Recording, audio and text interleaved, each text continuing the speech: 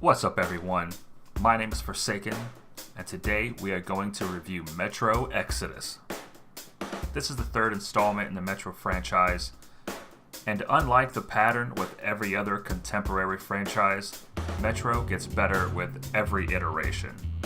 With the current game, there are a few points where you could say it's more forgiving than the previous entries, and you could make the argument that this is a movement towards a more mainstream audience. But this is done very subtly and does not detract at all from the gameplay experience. There will be a few general spoilers within this review, but I will save you from anything too specific. Once again, you play as Artyom, who is continuing his never-ending exploration of the frozen wastes of Moscow. Gone are the Nazis and the government bureaucracies as oppressive as the claustrophobic tunnels of the Metro itself. And in exchange, we get a series of semi-open world areas to explore, full of new enemies, biomes, allies, weapons, and many ways to die horrible, horrible deaths. You start your journey in the bleak and familiar environment of the Metro.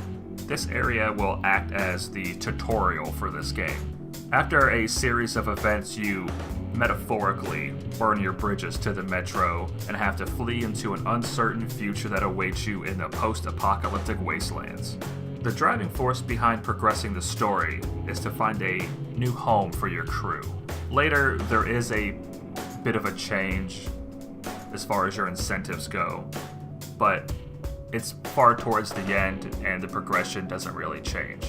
Each open world area has some sort of obstacle to prevent you from progressing from the beginning of the area to beyond the end of the area. I understand this is a very reductionist, vague idea of the story, but spoilers and all that. I can assure you, it never feels like a grind though. It never feels repetitive in any way.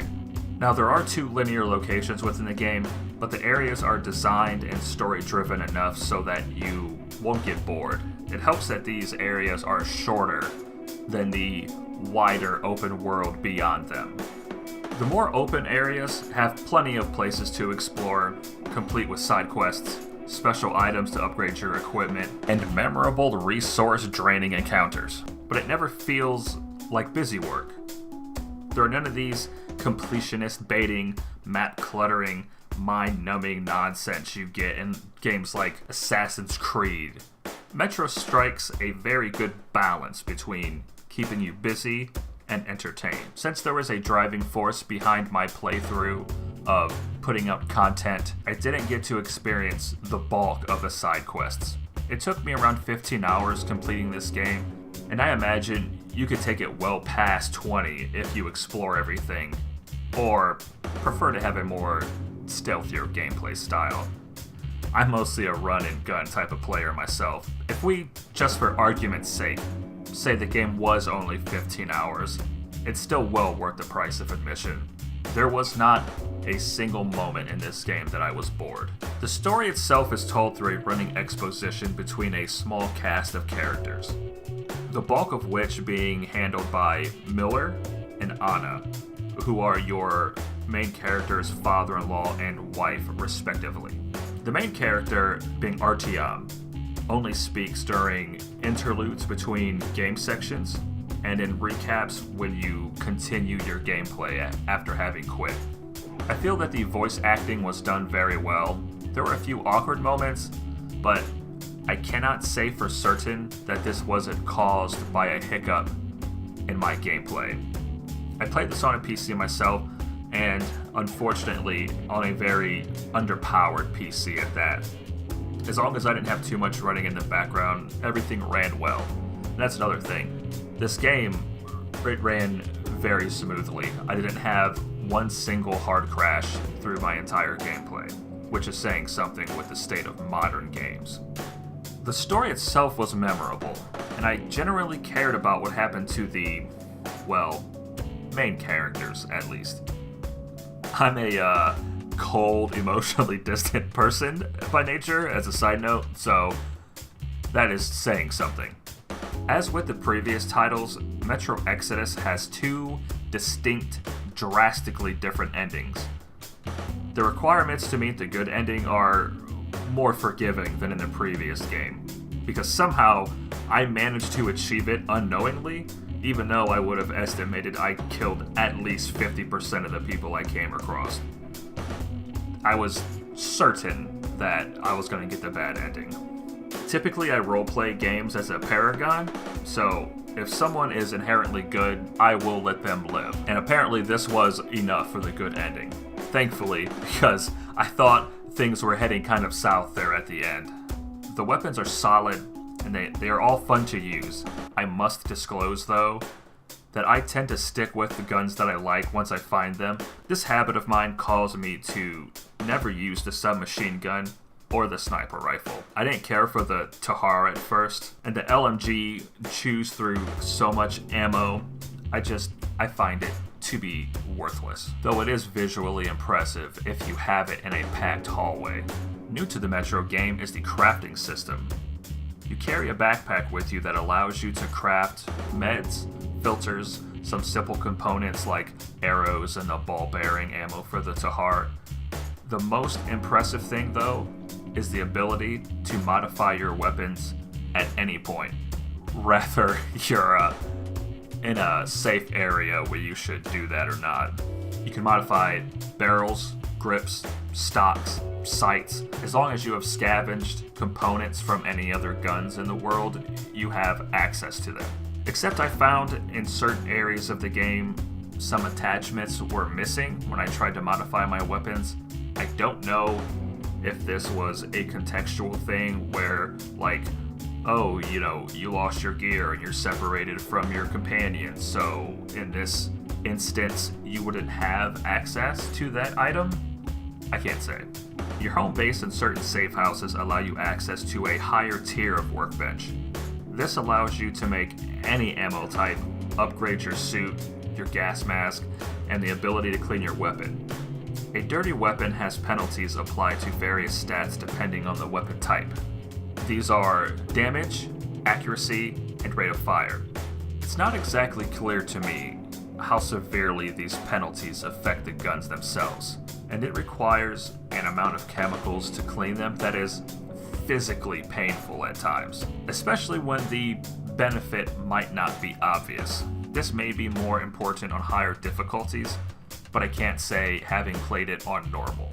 I much prefer this to the system in the old games where you may overlook meds and filters, leading you to a point of a dead end, forcing you to restart your chapter.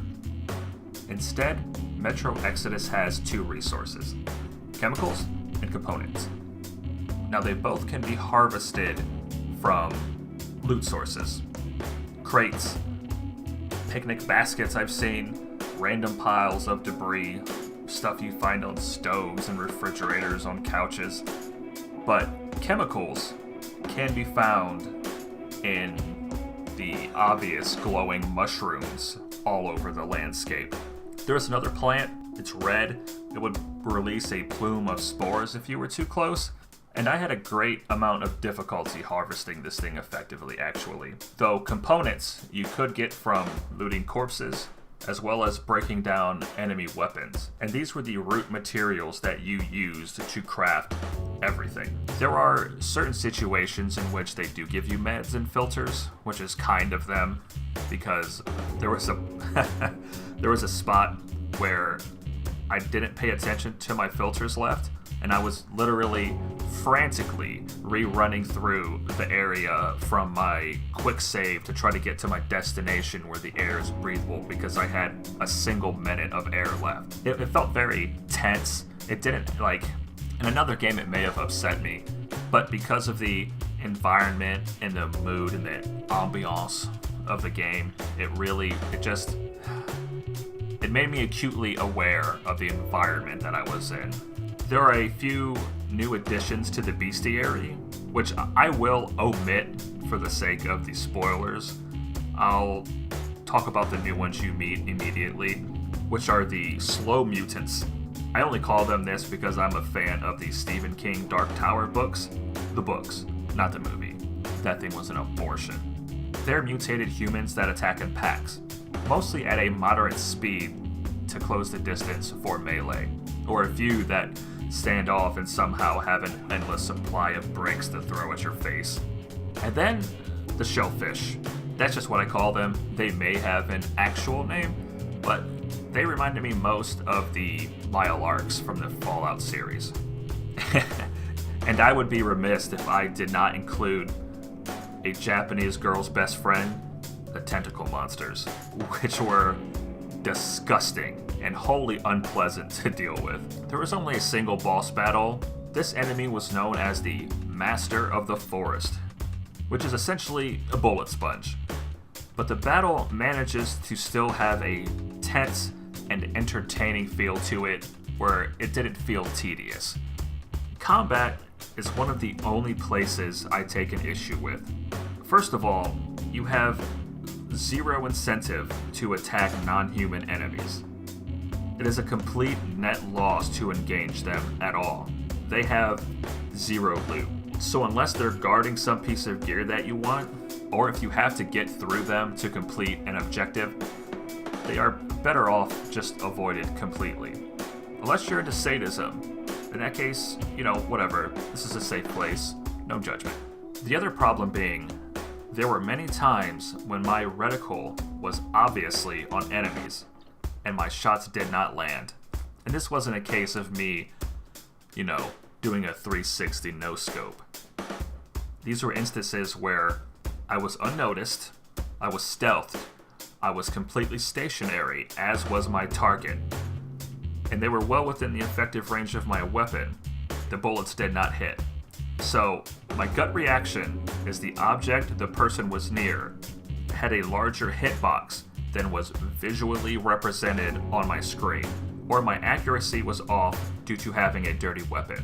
And without being told that a dirty weapon's decrease in their accuracy would actively cause bullet deviation, meaning the bullet has a chance to land somewhere within an area around my red dot, I can't say if that is the case. Outside of that, there were a few glitches where allies clip through each other during cramped interactions, which is kind of nitpicking. So I'm going to take a moment to repeat something I said in my Destiny video. I feel that the 1 to 10 scale isn't used properly. The number 5 should be average. But if I said that a game, not this game, but a game was a 5 out of 10, you would probably be persuaded towards not playing it. I feel the modern perception of the 10 scale would say like a 7 or 8 out of 10 is the score that you might feel was an average experience. I think this is a phenomenon from people like Game Informer, because they had a bit of a bias because Game Informer actually owned GameStop, and so they had the incentive to inflate the quality of games which they were selling to try to keep their sales up, or so I feel anyways. But I suppose I rated Destiny M for meh, so I contribute to the further degradation of this rating system myself. However, I have since started trying to take this more seriously. I consider a 10 flawless, and a 9 just barely a hair below that. That rating is reserved for games that are legend, or have a special place in my heart. But Metro Exodus is a solid 8 out of 10. I am thoroughly looking forward to the DLC, and it is by far the best game that I have played this year yet. If you've stayed until the end, thank you for watching. I really appreciate it. Like, subscribe, comment, tell me what you think. Did I do a good job? Did I leave something out? Did you yourself have some glaring, game-breaking flaw that just ruined it for you? Let us know. And I will see you next time.